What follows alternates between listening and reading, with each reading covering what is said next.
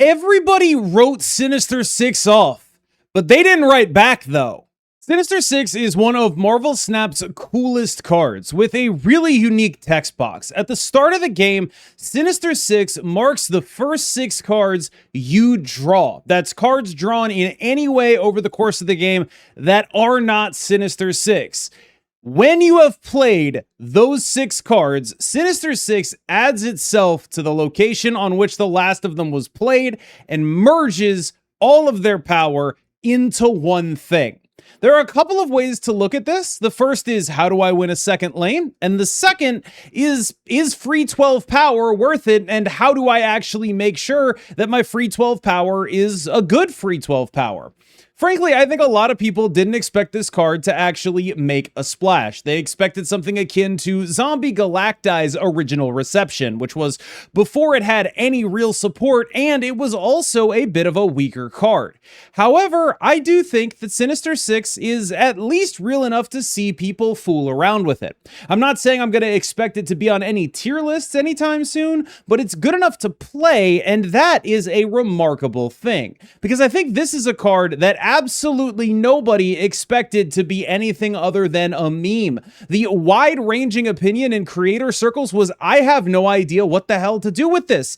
But there are several decks with Sinister Six in them that I've been playing with and against that are genuinely at least kind of interesting, which is way above what I think anyone had on their bingo card for the 6.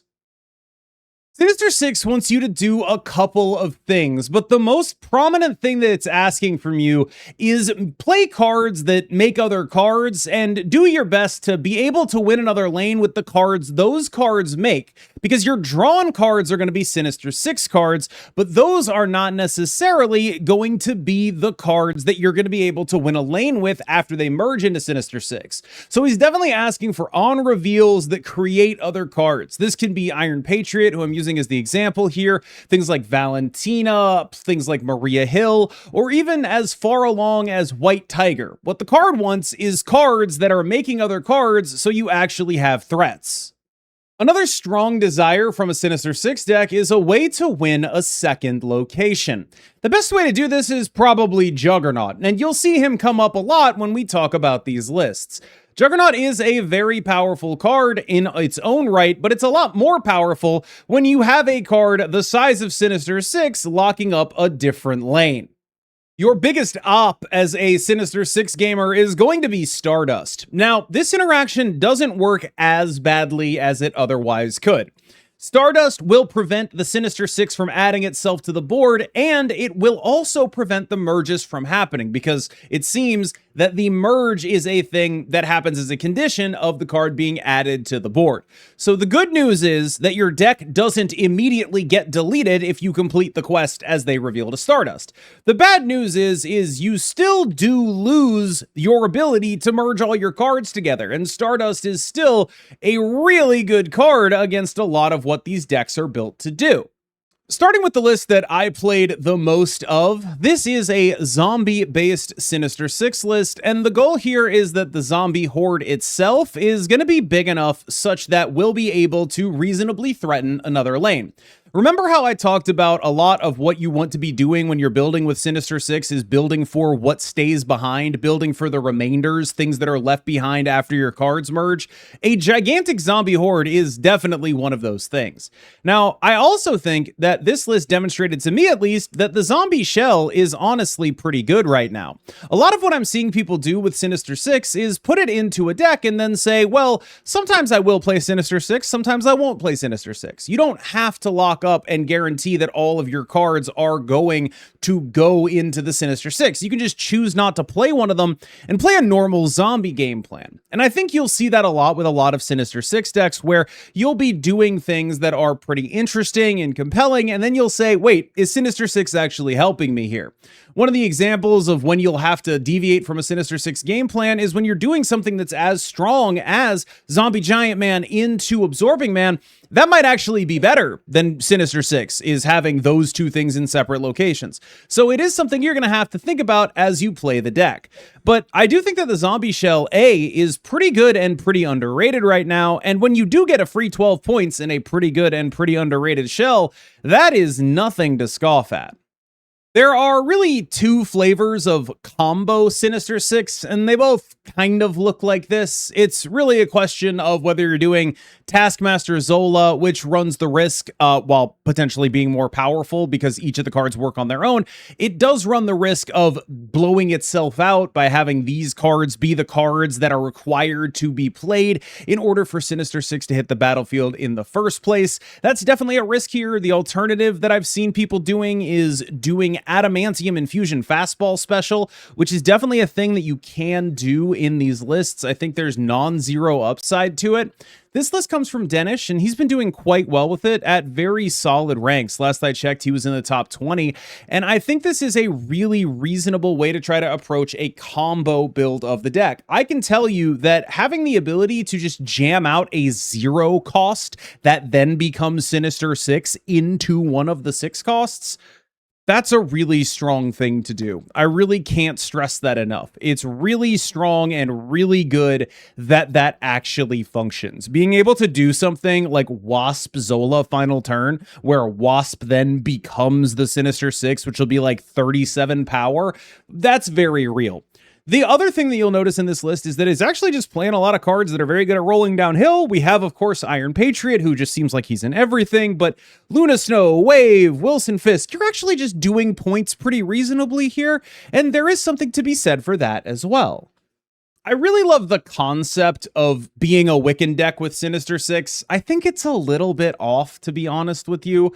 My instinct is that Sinister Wicks is the kind of thing that if Sinister Six had 14 power would be a lot more compelling, because Sinister Wicks wants to play this as like, I'm going to play a normal Wiccan deck. Sometimes I'll just play my Sinister Six out. Sometimes I will not be merging stuff at all. And sometimes I get 12 free power. And that is obviously like a super appealing thing to me, but I do think you're losing out on meaningful stuff by not playing something like Galactus First Steps, or even like a Magneto, or like really kind of anything where it's like, oh yeah, I really would rather do that.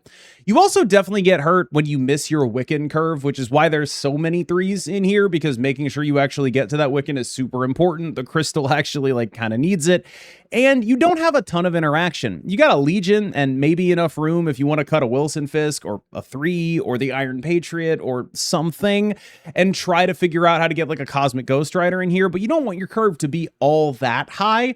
I'm generally pretty compelled, but this is one of those spaces where if this card had 14 power and I was comfortable just playing it as a 6-drop, I'd be fine, but it's below Hulk, and that's just like, I don't know if the juice is worth the squeeze. That said, I mean, 12 free power, if you can make it happen, is not nothing, but you are very reliant on actually making sure you have that energy if you want to even think about triggering this guy. RSM Sinister Six decks are like a little bit fake in the context of what a Sinister Six deck is. Like, this is a Sinister Six deck that doesn't really even care about Sinister Six all that much. Like, every time I play against someone doing RSM Sinister Six, I'm a lot more scared of them just playing a normal RSM deck than I am of the Sinister Six stuff here. It's just there so you can try to free roll the 12 power, and that's not necessarily bad. Like, it's cool. And you can see there are things being done in deck building that are like, okay, let's make sure that we have, you know, enough guys that leave guys behind effectively. We have Hawkeye and Iron Patriot and Valentina and all these cards that are like leaving cards behind. We have good cards in here, but ultimately, this is just an RSM deck. And it's trying to free roll 12 power some of the time. And it's very equipped to do that, even though, you know, there's Thanos in here. You draw Thanos, suddenly you're really probably not going to trigger Sinister Six. You draw RSM, you're definitely not going to trigger Sinister Six. So it's, again, just kind of there to be like, look, we're not going to draw this card very much, but we might be able to get 12 power for free as much as we possibly can. And this actually seems like decks that are doing this kind of stuff feel like the most compelling homes for it, where it's like, I'm not really doing anything in order to accommodate this. I'm just having it happen, and it's helpful when it does. And then when it doesn't happen, who cares? I mean, like, I'm still RSM. Playing a 12 power card on turn 5 really isn't that bad. Thanos is like really legitimately so close. The really bad part about Thanos 6 is that you draw Thanos sometimes, but like legitimately, There are really strong things happening here. You can do some really legit stuff here. I'm not saying it's good necessarily, but what I am saying is Thanos is a deck that often has problems with clogging the board. Sinister Six unclogs your board, and that is also really relevant. Drawing Thanos is really bad, but it's the kind of thing where it's like your Mind Stones might be snaps again, and they haven't been in a very long time. Thanos is a deck that can absolutely use the free board unclogger, can absolutely use the free 12 power, and can play a lot of just decent, solid cards, as well as cards that leave things behind, like Iron Patriot and Valentina.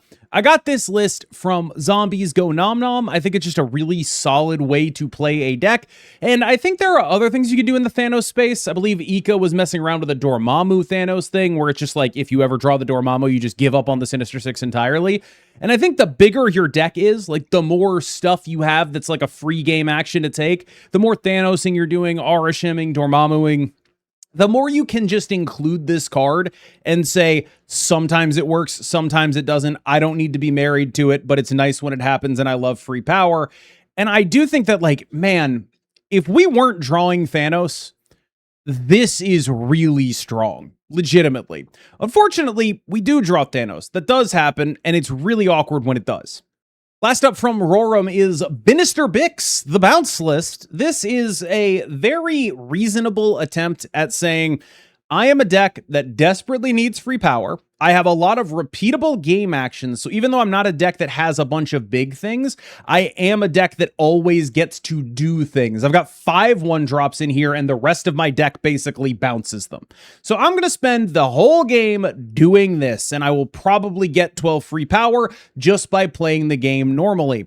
And I think that's just a very solid call to make. In as much as this deck has problems, it's more related to, it's probably more than 12 power off, and there is an associated cost with drawing a dead card sometimes, because it's not like you're ever going to be actually playing the card Sinister Six. But I do think that there's something to be said for shells like this, or like Destroy. Notably, Sinister Six will merge from the graveyard. As long as the card was played at some point before it was blown up, it will actually still merge into Sinister Six, so that's a really cool interaction. And the same goes for like things that are face down or from hand even. Like the cards will merge. Like if you've been bouncing stuff, it'll merge.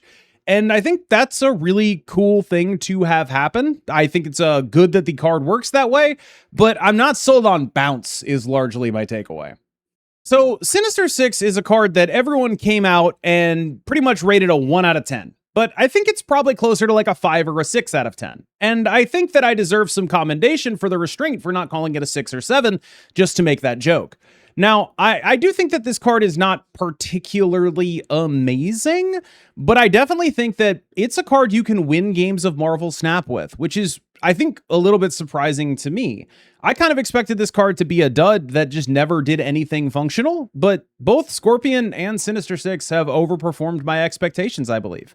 Again, that's not to say that I think they're actually good. When you start looking at stats, they seem like they're a little below 50% win rate a lot of the time, but there's definitely something real and powerful going on here. Whether or not it gets to the level of polish required to be a meta level threat, I think that's a different question, but it's definitely a strong enough card to win games of Marvel Snap. And I gotta tell you, I think a lot of people, myself included, just didn't think that would happen. All right, y'all, thank you so much for watching. As always, I have been KMBest, you have been phenomenal, and I will see you in the next one.